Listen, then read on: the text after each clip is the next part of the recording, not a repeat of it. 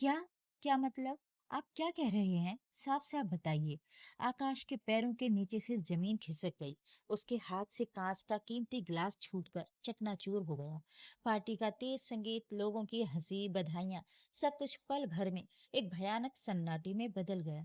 आकाश को चक्कर आने लगा। वो बिना किसी से कुछ कहे पागलों की तरह होटल से बाहर भागा। गांव की उस तंग गली के आखिरी कोने में स्थित वो मकान सिर्फ ईंटों और सीमेंट का ढांचा नहीं था। वो गवाह था कई दशकों के उतार चढ़ाव का, खुशियों का और अब एक अंतहीन सन्नाटे का। 75 साल के माधव जी ने अपनी कांपती उंगलियों से चश्मा ठीक किया। रात के 11 बज चुके थे। पूरे गांव में सन्नाटा पसर चुका था। सिर्फ उनकी आराम कुर्सी की चरमराहट और दीवार पर टंगी पुरानी घड़ी की टिक टिक उस खामोशी को तोड़ रही थी। माधव जी के हाथ में एक धुंधली सी तस्वीर थी।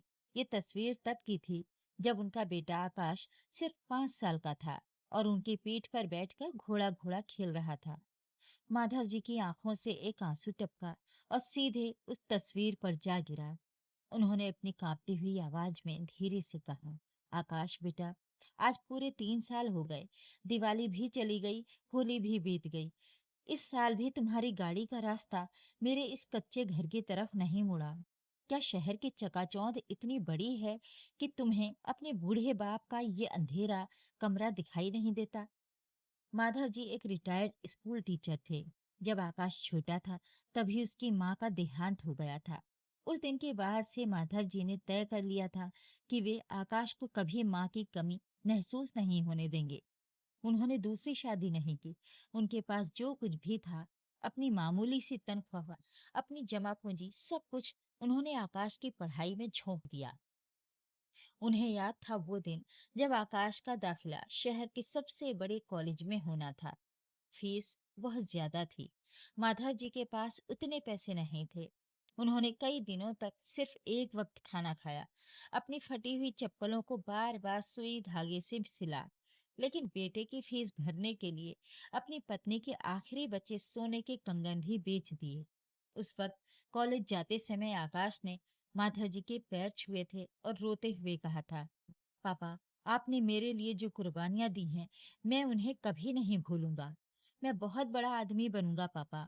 आपके लिए एक बड़ी गाड़ी खरीदूंगा। आपको इस फटे हाल में कभी रहने नहीं दूंगा। माधव जी ने तब मुस्कुराकर उसके सिर पर हाथ रखा था और कहा था, मुझे गाड़ी नहीं चाहिए बेटा, बस तुम बड़े इंसान बन जाओ। मेरे लिए यही सबसे बड़ी गाड़ी होगी। समय का पहिया घूमा। आकाश सचमुच बहुत बड़ा आदमी बन गया। उसने शहर में अपनी एक बहुत बड़ी कंस्ट्रक्शन कंपनी खोल ली। आलीशान बंगला, चमचमाती गाड़ियां और उंगलियों पर नाचने वाले दर्जनों नौकर। आकाश की शादी शालिनी से हुई, जो एक अमीर परिवार से थी, और उनका एक 6 साल का बेटा था आरव। लेकिन जैसे जैसे आकाश के बैंक अकाउंट में पैसे बढ़ते गए, उसके दिल में अपने पिता के लिए जगह कम होती गई। शुरुआत में वो महीने में एक दो बार फोन कर लिया करता था। फिर धीरे धीरे वो हफ्तों में बदलने लगा और फिर महीनों में। अब स्थिति ये थी कि अगर माधव जी खुद फोन करते तो आकाश का फोन अक्सर व्यस्त आता था, या उसकी सेक्रेटरी फोन उठाकर कहती, सर अभी मीटिंग में है, बाद में बात करेंगे। एक दिन माधव जी ने बहुत हिम्मत करके आकाश को फोन लगाया। तीसरी बार में आकाश ने फोन उठाया, लेकिन उसकी आवाज में चिड़चिड़ापन था। हाँ पापा, बोलिए, क्या हुआ? मैं एक बहुत जरूरी इंटरनेशनल क्लाइंट के साथ मीटिंग में बैठा हूँ, आकाश ने तेजी से कहा। माधव जी की आवाज भर्रा गई। बेटा, कुछ नहीं, बस तुम्हारी आवाज सुनने का मन कर रहा था। डॉक्टर ने कहा है कि मेरा ब्लड प्रेशर थोड़ा बढ़ा हुआ है और आंखों से भी अब धुंधला दिखने लगा है। अगर तुम्हारे पास थोड़ा सा वक्त हो तो क्या इस वीकेंड पर गांव आ सकते हो? आरव को भी ले देखे बहुत दिन हो गए। आकाश ने एक गहरी सांस ली, जैसे उस पर बहुत बड़ा बोझ डाल दिया गया हो। उसने कहा, पापा, आप भी ना छोटी छोटी बातों पर परेशान हो जाते हैं। डॉक्टर ने जो दवाइयां लिखी हैं वो समय पर खाइए। पैसों की कोई चिंता मत कीजिए। मैंने आपके अकाउंट में 50,000 रुपए ट्रांसफर कर दिए हैं। आपको गांव में किसी भी चीज की जरूरत हो, शर्मा अंकल को बोल दीजिए, मैं उन्हें पैसे भेज दूंगा।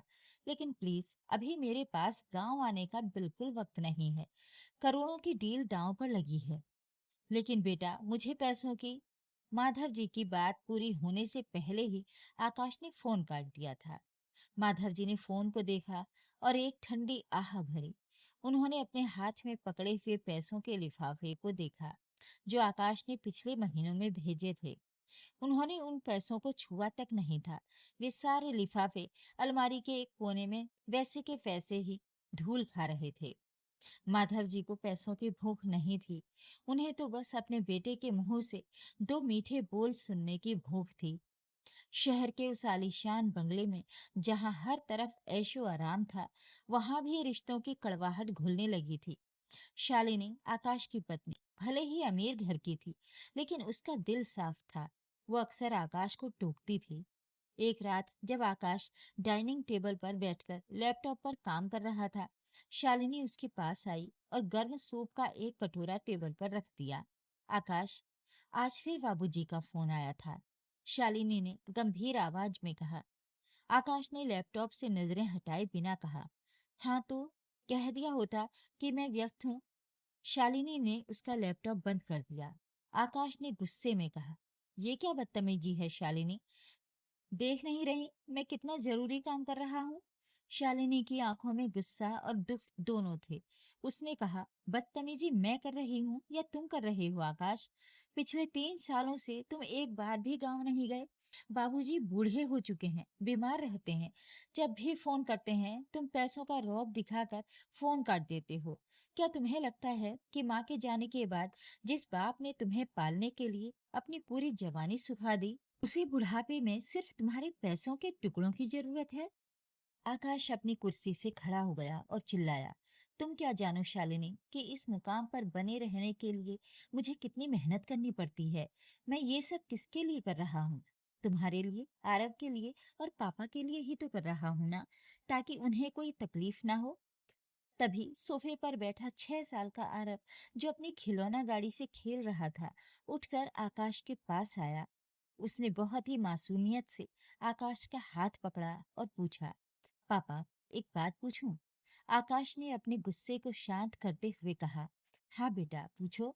आरव ने कहा, पापा जब आप बहुत बूढ़े हो जाओगे और मैं आपकी तरह बहुत बड़ा बिजनेसमैन बन जाऊंगा, तो क्या मैं भी आपको ऐसे ही गांव के एक पुराने घर में अकेला छोड़ दूंगा और हर महीने बहुत सारे पैसे भेज दिया करूंगा? क्या तब आप खुश रहोगे पापा? आरव के इस मासूम सवाल ने आकाश के सीने में एक खंजर की तरह वार किया। उसके पास कोई जवाब नहीं था। उसका अहंकार, उसकी व्यस्तता का मुखौटा पल भर के लिए डगमगा गया। लेकिन अपनी गलती मानने के बजाय वो पैर पटकता हुआ अपने कमरे में चला गया और दरवाजा अंदर से बंद कर लिया। वक्त अपनी रफ्तार से चलता रहा। अक्टूबर का महीना आया और पूरे देश में दिवाली की तैयारियां शुरू हो गईं। गांव के हर घर पर रंग रोगन हो रहा था। बिजली की झालरें लटक रही थीं। बच्चे नए कपड़े पहनकर गलियों में दौड़ रहे थे। माधव जी ने भी इस उम्मीद में अपने घर की सफाई की थी कि शायद इस दिवाली उनका बेटा अपनी पत्नी और बच्चे को लेकर आएगा। उन्होंने बाजार से आरव के लिए कुछ छोटे छोटे खिलौने और शालिनी के लिए एक सूती साड़ी भी खरीद कर रखी थी। दिवाली की रात आ गई। चारों तरफ पटाखों की गूंज थी। माधव जी नए कुर्ते पायजामे में तैयार होकर घर के मुख्य दरवाजे पर एक लकड़ी की चौकी रखकर बैठ गए। वे हर आती जाती गाड़ी की आवाज पर चौंक जाते। जैसे ही हेडलाइट की रोशनी उनके घर के सामने से गुजरती, उनके चेहरे पर उम्मीद की एक चमक आ जाती, जो गाड़ी के आगे निकल जाने पर फिर से अंधेरे में बदल जाती। रात के 12 बज गए। गांव के लोग अपने अपने घरों के दरवाजे बंद करके सोने चले गए। माधव जी के घर के सामने का दिया अब बुझने के कगार पर था। हवा के एक ठंडे झोंके के साथ वो दिया बुझ गया। माधव जी की आंखों से आंसू बहने लगे। उन्होंने भगवान की मूर्ति के सामने हाथ जोड़े और रोते हुए कहा, हे नारायण, मेरे बच्चे को हमेशा खुश रखना, उसकी रक्षा करना। वो बहुत बड़ा आदमी बन गया है, उसके पास बड़ी जिम्मेदारियां हैं, इसलिए शायद वो नहीं आ पाया। उससे कभी नाराज मत होना प्रभु। बस मुझे एक बार उसे गले लगाने की जिंदगी दे दे। उस रात माधव जी ने खाना नहीं खाया। उन्होंने रसोई का चूल्हा तक नहीं जलाया था। वे पूरी रात उसी खिड़की के पास बैठे रहे जहां से गांव की मुख्य सड़क दिखाई देती थी। सुबह जब सूरज की पहली किरण उनके चेहरे पर पड़ी तो उनकी आंखों के आंसू पूरी तरह सूख चुके थे। उनका दिल अब पूरी तरह टूट चुका था। इस घटना के 6 महीने बाद अप्रैल का महीना था। शहर के सबसे बड़े 5 सितारा होटल में आकाश की कंपनी की 10वीं सालगिरह का जश्न मनाया जा रहा था। चारों तरफ रंग बिरंगी लाइटें, धीमा संगीत और शहर के नामी गिरामी लोग मौजूद थे। आकाश हाथ में शैंपेन का गिलास लिए अपने क्लाइंट्स से हाथ मिला रहा था। हर कोई उसकी कामयाबी की तारीफ कर रहा था। तभी आकाश की जेब में रखा फोन वाइब्रेट हुआ। उसने फोन निकाला। स्क्रीन पर गांव के पड़ोसी शर्मा जी का नंबर फ्लैश हो रहा था। आकाश ने चिढ़कर फोन काटा और वापस जेब में रख लिया। लेकिन 2 मिनट बाद फिर से फोन बजा। आकाश ने सोचा कि शायद पापा ने फिर से कोई फरमाइश करने के लिए शर्मा जी को भेजा होगा। वो थोड़ा दूर एक शांत कोने में गया और फोन उठाया। हाँ शर्मा अंकल, बोलिए। आपको तो पता है ना कि आज मेरी कंपनी की एनिवर्सरी है। मैं बहुत बड़ी पार्टी में हूँ। जो भी बात हो कल सुबह करें। आकाश ने थोड़े अहंकार से कहा। लेकिन दूसरी तरफ से कोई जवाब नहीं आया। सिर्फ सिसकियों और रोने की आवाज आ रही थी। आकाश का दिल अचानक जोर से धड़का। उसने पूछा, शर्मा अंकल, क्या हुआ? आप रो क्यों रहे हैं? पापा ठीक तो है ना? शर्मा जी ने एक गहरी कांपती हुई सांस ली और रोते हुए कहा, आकाश बेटा, अब तुम्हारी वो जरूरी व्यस्तता हमेशा के लिए आजाद हो गई है। अब तुम्हें कभी गांव से कोई फोन नहीं आएगा जो तुम्हारी मीटिंग्स में खलल डाले। आकाश के माथे पर पसीना आ गया। उसकी आवाज कांपने लगी। क्या क्या मतलब? आप क्या कह रहे हैं? साफ साफ बताइए। शर्मा जी ने चीखते हुए कहा, माधव बाबू नहीं रहे आकाश। आज सुबह जब 2 दिन तक उनके घर का दरवाजा नहीं खुला तो गांव वालों ने मिलकर दरवाजा तोड़ा। अंदर तुम्हारी माँ की तस्वीर के सामने आराम कुर्सी पर माधव बाबू बैठे थे, बिल्कुल शांत, बिल्कुल ठंडे। उनके एक हाथ में तुम्हारी बचपन की वो तस्वीर थी और दूसरे हाथ में एक चिट्ठी। आकर अपनी इस व्यस्तता का अंतिम संस्कार कर जाओ आकाश, वरना इस बदनसीब बाप के शव को कांधा देने वाला भी कोई नहीं है। ये सुनते ही जैसे आकाश के पैरों के नीचे से जमीन खिसक गई। उसके हाथ से कांच का वो कीमती ग्लास छूटा और फर्श पर गिरकर चकनाचूर हो गया। पार्टी का वो तेज संगीत, वो लोगों की हंसी, वो बधाइयां, सब कुछ पल भर में एक भयानक सन्नाटे में बदल गया। आकाश को चक्कर आने लगा। वो बिना किसी से कुछ कहे पागलों की तरह होटल से बाहर भागा। आकाश अपनी महंगी ऑडी गाड़ी में बैठा और उसने 120 की स्पीड से गाड़ी गांव की तरफ भगा दी। शालिनी और आरव भी उसके साथ थे। गाड़ी के अंदर सिर्फ शालिनी के रोने की आवाज आ रही थी। आकाश की आंखों से आंसुओं का सैलाब बह रहा था। गाड़ी चलाते समय उसे अपने पिता का वो चेहरा याद आ रहा था जब वे इसे स्कूल छोड़ने जाते थे। उसे याद आया कि कैसे एक बार जब उसे तेज बुखार हुआ था तो माधव जी ने उसे अपनी पीठ पर बिठाकर पूरी रात शहर के अस्पताल के चक्कर काटे थे, क्योंकि उस वक्त गांव में कोई डॉक्टर नहीं था। तब माधव जी के पैरों में चप्पल भी नहीं थी और कंकड़ चुभने से उनके पैरों से खून बह रहा था। मैंने क्या किया? आकाश ने स्टीयरिंग व्हील पर अपना सिर मारते हुए चीख कर कहा। पापा प्लीज मुझे एक बार माफ कर दीजिए। मैं आ रहा हूँ पापा। मैं सब कुछ छोड़ दूंगा। मैं शहर का वो बड़ा बंगला बेच दूंगा। मैं आपके पास गांव में ही रहूंगा। प्लीज एक बार आंखें खोल लीजिए पापा। लेकिन वक्त किसी के रोने से अपनी दिशा नहीं बदलता। जब तक आकाश गांव पहुंचा, दोपहर ढल चुकी थी। जैसे ही उसकी चमचमाती गाड़ी गांव के उस पुराने घर के सामने रुकी, वहां खड़े गांव के लोगों की नजरें उस पर पड़ीं। उन नजरों में सम्मान नहीं था, बल्कि एक अजीब सी नफरत और तरस था। आकाश गाड़ी से उतरा और लड़खड़ाते कदमों से आंगन की तरफ बढ़ा। आंगन के बीचों बीच सफेद कफन में लिपटी एक देह रखी थी। माधव जी का चेहरा बिल्कुल शांत था, जैसे वे गहरी नींद में सो रहे हों। आकाश दौड़कर उनके पैरों में गिर गया।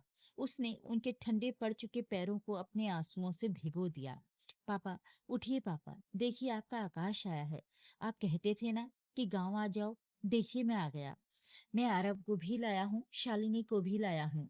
आंखें खोलिए पापा, मुझसे बात कीजिए, मुझे डांटिए, मुझे थप्पड़ मारिए, पर प्लीज ऐसे खामोश मत रहिए। आरव भी दादाजी के शव के पास बैठकर रोने लगा। दादू उठो ना, मुझे आपके साथ खेलना है। गांव के लोग ये मंजर देखकर अपनी आंखें पोंछ रहे थे। तभी शर्मा जी आगे बढ़े। उनके चेहरे पर गहरी उदासी थी। उन्होंने आकाश को कंधे से पकड़कर पीछे खींचा।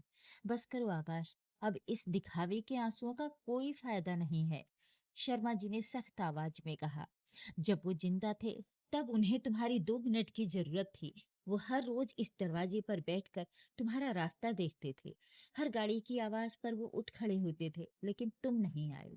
अब जब वो सब कुछ छोड़कर चले गए हैं, तो ये तमाशा किसके लिए कर रहे हो? शर्मा जी ने अपनी जेब से एक मोड़ी हुई चिट्ठी और एक पुरानी डायरी निकाली। उन्होंने उसे आकाश के हाथ में थमाते हुए कहा, ये माधव बाबू की आखिरी अमानत है। मरने के कुछ घंटे पहले उन्होंने ये लिखी थी। इसे पढ़ो और अपनी कामयाबी का जश्न मनाओ।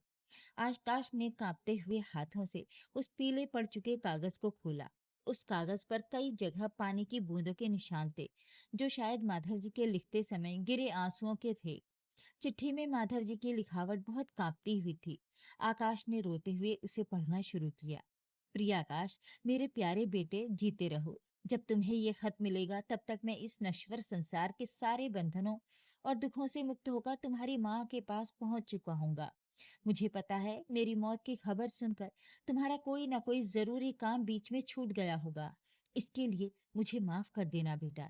मुझे तुमसे कोई शिकायत नहीं है आकाश। लोग मुझसे कहते थे कि तुम्हारा बेटा बदल गया है, वो तुम्हें भूल गया है, वो बहुत बड़ा स्वार्थी हो गया है। लेकिन मैं हमेशा उनसे लड़ पड़ता था। मैं उनसे कहता था कि मेरा बेटा बहुत बड़ी कंपनी चलाता है, वो हजारों लोगों का पेट भरता है, उसके पास अपने इस बूढ़े बाप के लिए वक्त कैसे होगा? मैं अपनी आखिरी सांस तक तुम्हारी कामयाबी पर गर्व करता रहा। बेटा, तुम हर महीने जो 50,000 रुपये भेजते थे ना, वो सारे के सारे लिफाफे अलमारी के नीचे वाले लॉकर में सुरक्षित रखे हैं। उनमें से मैंने एक भी रुपया नहीं छुआ। मुझे इन कागजों के टुकड़ों की भूख नहीं थी बाबू। मुझे तो बस महीने में एक बार फोन पर तुम्हारी आवाज में ये सुनने की भूख थी, पापा आप कैसे हो, आपने खाना खाया या नहीं? तुम्हारी माँ के जाने के बाद ये घर बहुत बड़ा और डरावना लगने लगा था। रात को जब मेरे सीने में तेज दर्द उठता था, तो मुझे ये डर नहीं लगता था कि मैं मर जाऊंगा। मुझे डर इस बात का लगता था कि अगर मैं मर गया तो अकेले इस कमरे में मेरी लाश सड़ जाएगी और मेरे बेटे को खबर देने वाला भी कोई नहीं होगा। इस खत के साथ जो डायरी है, उसमें मैंने पिछले 5 सालों का हिसाब लिखा है। पैसे का हिसाब नहीं बेटा, बल्कि उन दिनों का हिसाब जब जब मैंने तुम्हारा रास्ता देखा। कुल 1825 दिन।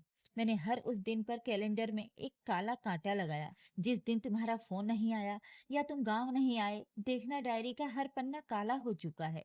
लॉकर की चाबी इसी चिट्ठी के अंदर है। उन पैसों को ले जाना और अपने बेटे आरव के लिए कोई अच्छा सा खिलौना खरीद देना। और मेरी एक आखिरी वसीयत याद रखना, जब आरव बड़ा हो जाए और तुम्हारे पास अपनी जिंदगी के आखिरी पल बचे हों, तो आरव को अपने से दूर मत होने देना। जो अकेलापन, जो दर्द मैंने झेला है, वो मेरे बेटे को कभी नसीब ना हो। हमेशा खुश रहना मेरे बच्चे, तुम्हारा बूढ़ा बाप। चिट्ठी पूरी पढ़ते ही आकाश के गले से एक ऐसी चीख निकली जिसने पूरे गांव के कलेजे को कंपा दिया। वो उस चिट्ठी को अपनी छाती से चिपकाकर जमीन पर गिर पड़ा। वो मिट्टी में अपना सर मार मार कर रोने लगा। पापा मुझे माफ कर दो, मैं पापी हूँ, मैं अपराधी हूँ, भगवान मुझे उठा ले। मुझे ये पैसे नहीं चाहिए, मुझे ये बिजनेस नहीं चाहिए, मुझे मेरे पापा वापस दे दो। लेकिन चिता सज चुकी थी। माधव बाबू की पार्थिव देह को मुखाग्नि दे दी गई। आग की लपटें आसमान की तरफ उठ रही थीं और आकाश वहीं जमीन पर बैठा उस धुएं को देखता रहा, जिसमें उसके पिता का वो आखिरी आशीर्वाद भी हमेशा के लिए विलीन हो रहा था। इस घटना को आज पूरा 1 साल बीत चुका है। शहर का वो आलीशान बंगला अब बिक चुका है। आकाश ने अपनी कंस्ट्रक्शन कंपनी अपने पार्टनर्स को सौंप दी है और वो खुद अपनी पत्नी शालिनी और बेटे आरव के साथ उसी गांव के पुराने घर में वापस आ गया है। उसने गांव के ही एक बड़े हिस्से में अपने पिता की याद में माधव स्मृति वृद्धाश्रम खोला है। आज आकाश के पास महंगी गाड़ियां नहीं है, ना ही वो सूट बूट पहनता है। वो एक साधारण कुर्ता पहनकर दिन भर उस आश्रम के बेसहारा बुजुर्गों की सेवा करता है। किसी के पैर दबाता है तो किसी को अपने हाथों से खाना खिलाता है। शाम के समय वो अपने पिता की तस्वीर के सामने एक दिया जलाता है और अपने बेटे आरव को अपनी गोद में बिठाकर घंटों बातें करता है। अब उसके पास अपने बेटे के लिए भरपूर वक्त है। आकाश की आंखों में अब भी आंसू आते हैं, लेकिन अब उन आंसुओं में अहंकार नहीं, बल्कि एक गहरा पश्चाताप और शांति है। वो जान चुका है कि दुनिया में माता पिता से बड़ा कोई भगवान नहीं होता। दोस्तों, कामयाबी की ऊंचाइयों को जरूर छुओ, लेकिन उस सीढ़ी को कभी मत लात मारो जिसने तुम्हें वहां तक पहुंचाया है। आपके माता पिता आपकी कामयाबी से ज्यादा आपके साथ के भूखे होते हैं। बैंक अकाउंट में पड़े करोड़ों रुपए भी उनके चले जाने के बाद उनके एक आशीर्वाद को वापस नहीं खरीद सकते। समय रहते संभल जाइए, अपने माता पिता के पास बैठिए, उनसे बातें कीजिए। कहीं ऐसा ना हो कि आपके पास भी सिर्फ एक आखिरी चिट्ठी और जिंदगी भर का रोना रह जाए। तो ये थी आज की कहानी। इस कहानी के बारे में अपने विचार हमारे साथ जरूर शेयर करें। वीडियो को लाइक करें, शेयर करें और मेरे चैनल को सब्सक्राइब भी जरूर कर लीजिएगा। धन्यवाद।